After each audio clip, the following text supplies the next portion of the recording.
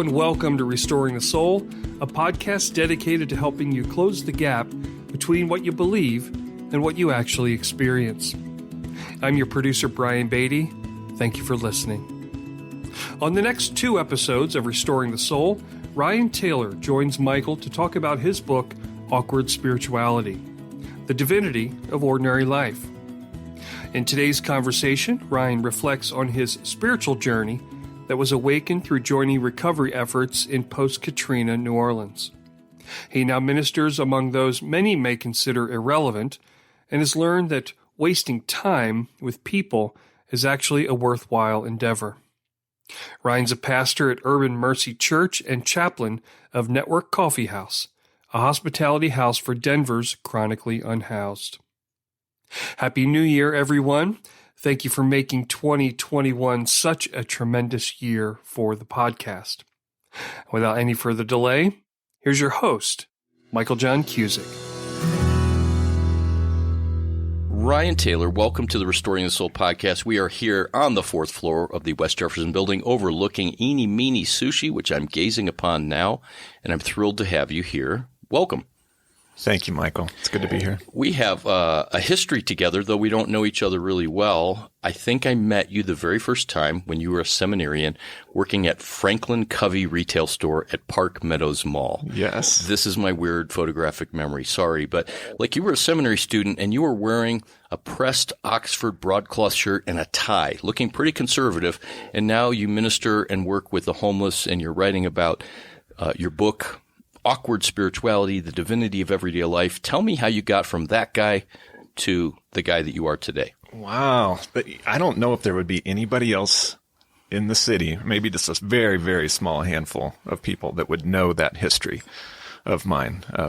Because now I pull out a collared shirt and a tie about twice a year if I need to do a wedding or a funeral that requires it. So that's the only time I pull out a sport coat or a tie. Yes. How did I get from there to here?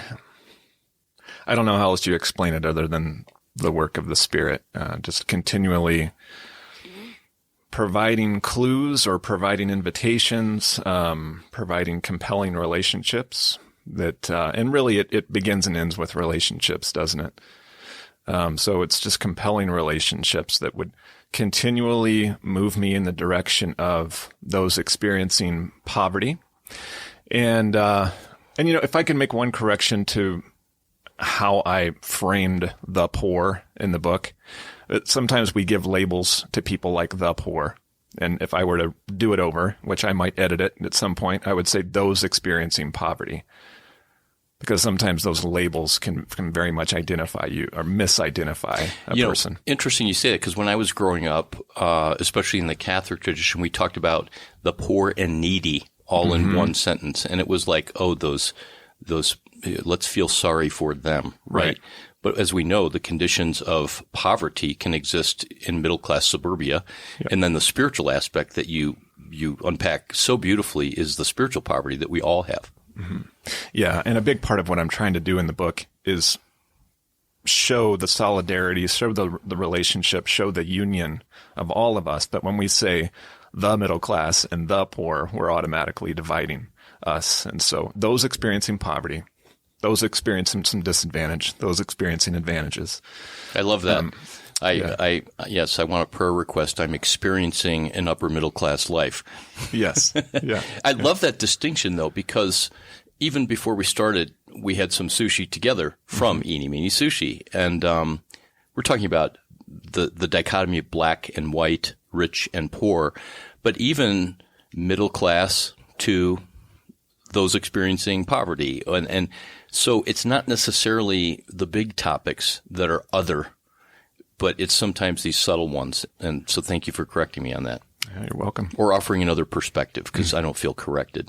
Well, I mean, you talk about that evolution from working a retail job during seminary to now being a pastor and a pastor in urban context. And not just a retail job, Brian, but a retail job selling daily planners, helping people to have their best life now Yes. And to focus, to put first things first, so this like perfectly strategic, here's how to live the best life. And I was totally seduced by that, which is why I came into the store all the time to buy the next piece of equipment or planner to help me with my life. Like that's not a small irony. Yeah.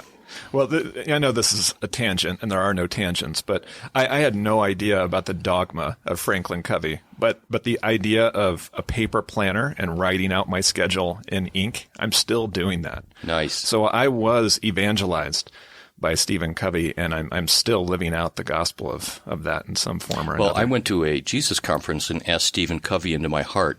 Did you really? No, I put that under the blood of Jesus. People are be like, "Oh, you can't say that," but. No, I was a big fan, and his stuff was really good, right? 7 Habits of Highly Effective People. One of them was begin with the end in mind. I say that all the time. Yeah. But yeah, that fact that you're still writing on paper, I'm envious of that. Absolutely. It does something for me. But no, that was just one of those mini seminary jobs. I worked at Starbucks for a year and a half. Which one? And I'm too tall. I can't bend down far enough to reach the things that I need to reach to make a latte. I was no good at it. So then I tried to do the Franklin Covey thing in the Park Meadows Mall. Yeah. Yeah. I was a fan of the black quad point pen. And for those of you without a video camera, I have one of the 2003 quad point pens, made by Kasimoto. It's a Japanese pen. They were like $24 back then, but it has blue, black, red, and pencil. And new listeners are going, what is going on this program? Mm-hmm. What Michael is like, he can't stay on track. Welcome to the show, and we're glad you're listening. All right, Brian, please continue. And we're going to be focused here like a laser beam. Yeah. Okay, where would you like for me to go next? So you're at Franklin Covey, and you're in seminary, and you wanted to be a pastor. Mm-hmm. And what happened when you graduated that you went this direction? Well, I think initially my heart was being shaped in a way that was paying close attention to those who were on the margins of church, and those who didn't fit with the traditional, especially within the evangelical tradition. And so my heart was heading in that direction. And then the more that that God seemed to be leading me towards those margins, my life started to expand. My worldview started to expand, and some of that started to happen through traveling. I went to New Orleans post Hurricane Katrina, and just saw some of the negligence of the local government and the federal government, and those who were very much overlooked in New Orleans. So that made me very wide-eyed. And then there was books that I was reading at the time as well. That same year that I went to New Orleans 4 times, I read Shane Claiborne's Irresistible Revolution. And then that same year, as I was working as a bivocational pastor, I took a landscaping job in which I was the only white guy among a community of Latino men. And so I would just found myself very, very tender and very, very open to those on the margins, those who are overlooked, those who do not have the same opportunities and chances that the rest of us do. And so that was kind of the opening. I would say even prior to that, it was the works of Henry Nouwen and people like that were cracking the door open. And then there was larger opportunities, like back in 2006 when I went to New Orleans, started to read Claiborne, started to have opportunities in which I was the minority in the room. Some describe that as almost a kind of conversion, a second conversion, a third conversion. And I was sharing earlier about in 2005, I was in Bangkok and I had some similar experiences where I wrote a friend and I said, I feel like I'm born again. Like something emerged in my heart that had slowly risen up that I couldn't yet identify, but it felt like something brand new. And it felt like somebody had given me a new pair of glasses to kind of see the world. And is that kind of how you would describe it? Absolutely, yeah. And it's like once you see it, you can't unsee it. And then you keep wanting to take the next step. If the world's much larger than what I thought it was, I'm just going to keep walking in that direction. And so after 2006, after that New Orleans experience, my wife and I flirted with the idea of moving down there. We were so compelled by that experience. But then I kind of said, I don't really know my own backyard here in Denver as well as I could. So I started to explore urban ministries at that time and started finding myself in the room in which I was the minority, ethnically in the room. And I would drive down to these urban ministries from my South Denver home, about a 20-minute drive. And I would drive down so nervous, knowing that I was going to be one of the only white people in the room. And I'm so unqualified to understand the conversations that I'm going to be hearing. And then I would drive home with an energy that I could only explain as an energy from the Spirit. Wow. That something is happening here. Something is being reconfigured in my heart. Let's take a minute, and I want to reference your book because I really want people to read your book. I have a lot of books that are sent across my desk. Will you read this? Will you endorse this? If you ever need an endorsement for this book, I will happily do that. There's a lot of books that I'm asked to endorse, and I simply can't because it doesn't resonate with my spirit, and I try to be able to say something. But it's called Awkward Spirituality, the Divinity of Ordinary Life. And on the back cover, you say that the book is a quest for congruence. And as you're describing this journey, kind of post-seminary, during seminary too, but it's this incongruence of here's what I'm encountering out there and in my life, whether I'm landscaping or whether I'm going and serving or volunteering people that are a different color than me. And there's no way to kind of add that up and make sense out of it. So it sounds like this incongruence started there, and that the interesting thing is you've written a book, but you're not saying, I've got the secret, I've cracked the code to this incongruence, but rather you're still on the quest. So talk about that quest for congruence and what brought that about. Well, when you go through seminary, in a particular flavor, particular brand of seminary, I think you're kind of trained to move towards certainty, to know exactly what you're talking about and move others from a place of doubt to a place of certainty. And in terms of that idea of congruence, I think I began to experience and I began to think back on my life and think, actually the moments of most tenderness towards the heart of Christ have happened in my moments of disequilibrium, where my footing is not in control underneath me, where in the places where I felt like an adolescent all over again. And that's what I would call myself, as like a perpetual adolescent. It's been more congruent to move towards the places of awkwardness, the places where I don't feel certain, that I don't feel 100% qualified. That has been the place of growth. That has been the garden that's been well cultivated and ready for new seeds of new growth. And that seems for many of our listeners like, that's true. That kind of paradoxical sense where we're least equipped. That's where the growth and the intimacy with God is. But it's so hard to be in that space. Like when you were driving down to serve and you were the only white man, that doesn't feel good and it's scary. No. We're afraid to lose the control we think we have over the life that we think that we're living. Say that again. We're afraid to lose the control that we think we have over the life that we think that we're living. One more time, because I'm going to make a T-shirt with that. We're afraid to lose the control that we think we have over the life we think we're living. So we think we have control, and we think that we're living life, but this Jesus way is let go, relinquish, surrender, and I am life. It's not a belief system.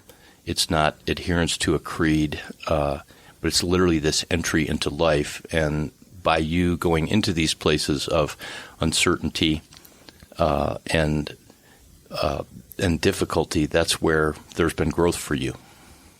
Yeah, absolutely. You used a phrase in the book. You said, when things start feeling weird, that's probably where we're supposed to be. Well, I mean, I can talk about it in the context of, so just yesterday, I'm in the coffee house at Network. And this morning, I found myself needing to journal out the various conversations that I had yesterday. And there's one individual that came in who's new to town, new to the experience of being unhoused. His name is Sam, and he's from Albuquerque, and he was so appreciative of our presence there, and he just wanted to rake leaves for 2 hours outside. I said, yeah, you can rake leaves for 2 hours outside. I'll give you a tip for doing that. Then you've got another individual that comes in that is in stage 4 cancer, and he's devastated about his life, and he's living on the streets with this. And so you're invited to hold that with him and sit with him and pray with him. And then it's one story after another that I am completely unqualified to fix. And I think in the book, and in the introduction of the book, I start off by this individual named Kickback. Well, that's a street name, of course. But he said, "You'd better not be here to fix me." That was my first night at the coffee house 13 years ago. "You'd better not be here to fix me." And that's, they want a mutuality.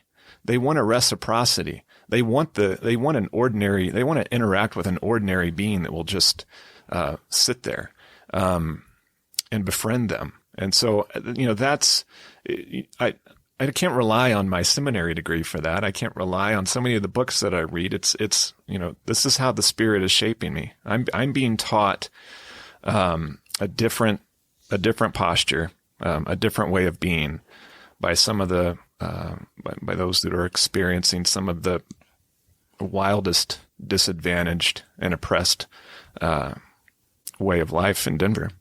You talk about in the book how the poor are our teachers, and with your phrase that you've qualified, that those living in poverty are our teachers. But you also draw from a lot of the spiritual mothers and fathers going back to the early church. Meister Eckhart, Henry Nouwen is, of course, 20th century. But there's probably one of my all-time favorite Nouwen quotes is in the book. But it's obviously that you've delved into the mystics and the deeper life of the Christian faith.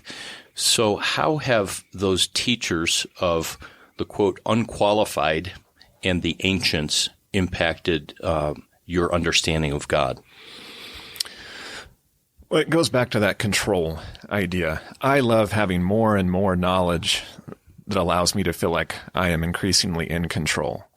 And when you're around the mystics, they're talking about this idea of nothingness and this idea of powerlessness and this idea of letting it all go so that you can have this blank canvas for God to create his art on.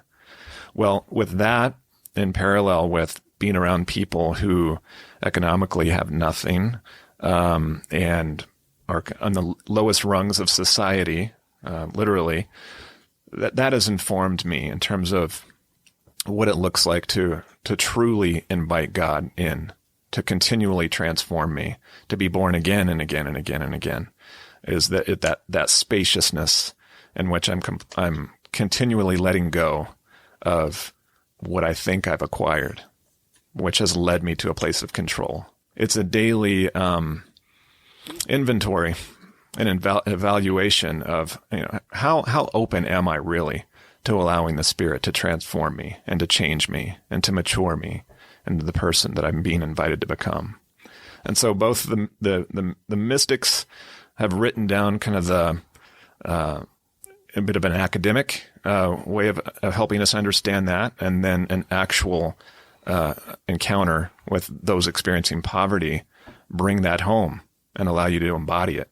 I remember my first days spending time at Network, and I'd see various individuals come through that front door, and I would see one woman that might come through the door that might be a prostitute. And rather than seeing her as wholly different from me, the Spirit almost immediately said, "No, that is your struggle with lust. That person is your struggle with lust. It might be more amplified and it's more out there.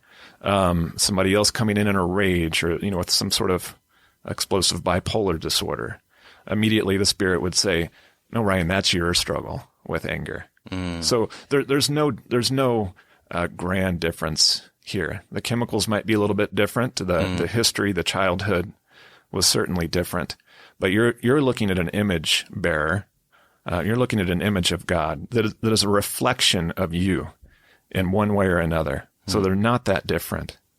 Yeah. So I think I could partially answer this question if you posed it to me, but I'm not sure that it's internalized in me yet. So I don't really know it. I can imagine our listeners going, wow, this sounds good to be able to have that kind of non-dualistic perspective of, that woman's brokenness is my brokenness. And the reason why I see her as different or him as different is because of my brokenness. The question is, how do we get there? And you can't pray a prayer. You can't just read the book, Awkward Spirituality, The Divinity of Ordinary Life by Ryan C. Taylor, which is a great book you wrote. You can't go forward at a church service and get there. This is a journey, and it's a journey really of being humbled and then living and being humbled and living and coming to these places of letting go of certainty and letting go of the life that we think we're living. So, talk about like on a practice basis. What does this look like for you day to day, week to week? And I'm not saying, at 7:30 a.m. you have your quiet time. How has this been formed in you, this view? That's a good question. And I would say, so right now I have two teenagers. Well, I have a teenager and I have a preteen.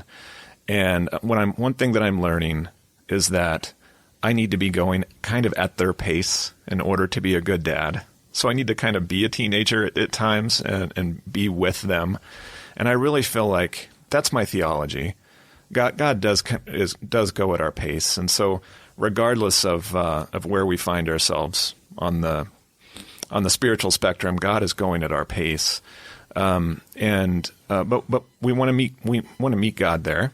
And so it's a daily meeting. There's still sort of a daily encounter with God that and that can be pursued through nature or through the simplest things. But it's that openness to how can I encounter the other today. And I think that started with asking Jesus in my heart as a fundamentalist, at 9 years old. And so that's what I mean by God going at our pace. I feel like it began to be cultivated, in the early years in that space. So let me just interject. When you talk about open, and we say that in relation to spiritual growth, most people might think, oh, yeah, I'm open. I'm open to the Spirit of God coming into me more fully. I'm open to biblical, scriptural ideas. But what you said, and it would be easy to miss this, open to other. Mm-hmm. And God operates, the incarnation is he put on skin. He came in a body, and that Mother Teresa spoke of Christ in distressing disguise among the poor and the sick and the elderly and those in prison and those who are hungry. And so I think that caring for the poor and the oppressed and the sick and the needy, that's a wonderful idea that someone else should do, right? And I'm being mostly serious when I say this, but a little bit facetious in terms of I buy into all of it.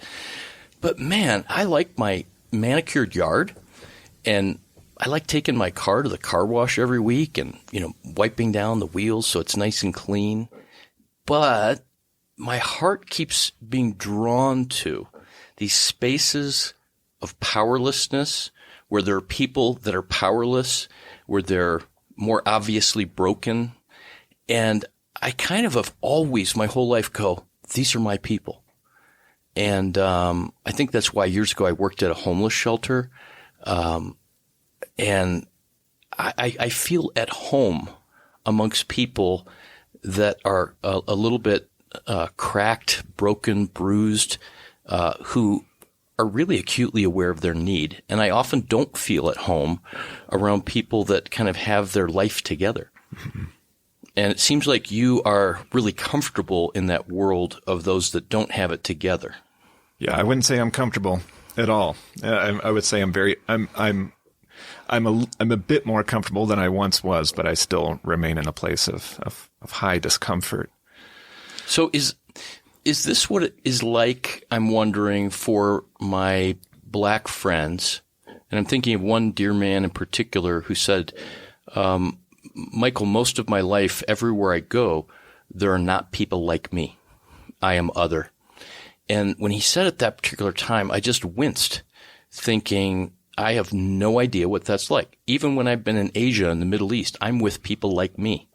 But when you go to these places and spaces, if only by your educational, economic, relational, your clothes are clean kind of thing, that you're other and you're now the minority. Mm-hmm.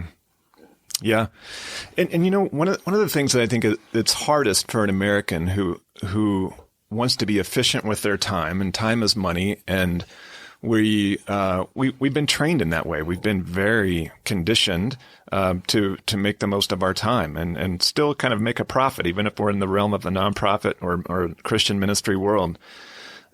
I think we have to be confronted with the idea of wasting our time with Christ, of being very inefficient, sitting down at the nursing home with somebody who's lonely, and you're looking at your watch, you're thinking, when is this going to be over? And really, what is this doing in the grand scheme of, is this really benefiting? Is this really helpful for this person?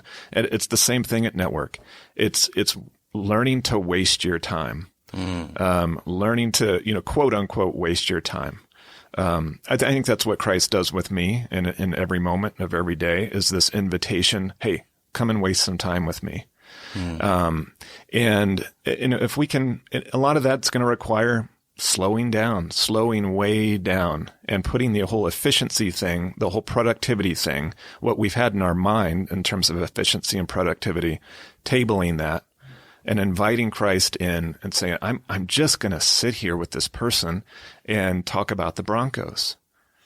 It might be a revolutionary part of their day to just talk about the Broncos. And it might just be revolutionary for you and me, as we're the guys sitting there, and somehow, not that this needs to happen, we leave with that sense of fulfillment or excitement like you did, going down in the early days anxious and feeling ill-equipped, and coming home like, wow, that was incredible. I sat and talked with someone about the Broncos. Yes. Yep. But you didn't discuss theology or apologetics or ethics or any of those things. No, it makes me think of there's a Dave Matthews song called Wastin' Time that was on about 15 years ago. And it's really a song about two lovers and their joy of being together, just wasting time, but how it feels so extravagant, lavish, and inefficient and unproductive somehow if we do that with God and as we serve others. Mm-hmm. Yeah, it's really difficult to engage in a ministry to those experiencing poverty, those on the margins, if we have an agenda with it. If the point is intimacy, if the point is relationship, then we have to be okay with nothingness, with a non-productive conversation, something that we think, man, that is really silly. You know, an analogy that I make is Mr. Rogers' Neighborhood growing up. You know how silly that is these days if we turn on to PBS and we watch old reruns of Mr. Rogers and he's just feeding the fish and he's just putting on his jacket, he's just tying his shoes. But do you know how much that meant to children? Do you know how much that meant to your heart when you were 5? But now to us, oh my goodness, that is the strangest. I mean, how did that guy do that for all those years? But he was touching children's hearts every day through the mundane, through the routine, through the very small ways of just spending time with the childlike heart. I think that's what we're being asked to return to over and over again, and it's why Jesus referenced, come to me. If you're going to come to me like a little child. That's the only way you're going to get it. And little children like to throw snow and burp and, make bodily noise. You can do all kinds of strange things. Well, adults like to do that as well. Some of us, yeah. But it's that so quote unquote wasting time, that inefficient, non-productive space, and that's where relationships are built. So you have to develop that what they used to call a third place, or that place where you go. That's why for me it's nice to have that we have a place in downtown Denver, in Capitol Hill, Denver, where people can go. And the agenda there is to come and grab a cup of coffee. That's the agenda. We have free coffee. And then you sit down at a table, you can read your newspaper, you can have a conversation, or you can play a game of chess or whatever. Wait, there's no Bible tracts that you're giving out, or no gospel presentation? When those show up at our place, they go immediately into the trash bin. Yeah. And some people may struggle with that, but that it was Francis of Assisi who is alleged to have said, preach the gospel at all times, use words when necessary. Mm-hmm. But you're being Jesus instead of proclaiming Jesus with words. Yeah, and let me redeem that throwing away the gospel tract thing real quick. Even when caseworkers come in that have the agenda of trying to find some of our people housing, even that puts them off because it's one more person trying to that has an agenda with me, that's trying to get me to go somewhere, that's trying to get me to do something. Who's here to just simply talk to me? Who's here to simply listen to me? Who's simply here to be my friend? Who's not trying to get me into housing? Who's not trying to direct me to do the next thing? Who's not trying to direct me to get off their property? Who's here to just simply be with me? Just be a companion. That's powerful. So powerful. So thank you for listening to another episode of Restoring the Soul. We want you to know that Restoring the Soul is so much more than a podcast. What we're all about is helping couples and individuals get unstuck. You know how some people go to counseling or marriage therapy for months or even years and never really get anywhere? Our intensive programs help clients get unstuck in as little as 2 weeks. To learn more, visit restoringthesoul.com. That's restoringthesoul.com.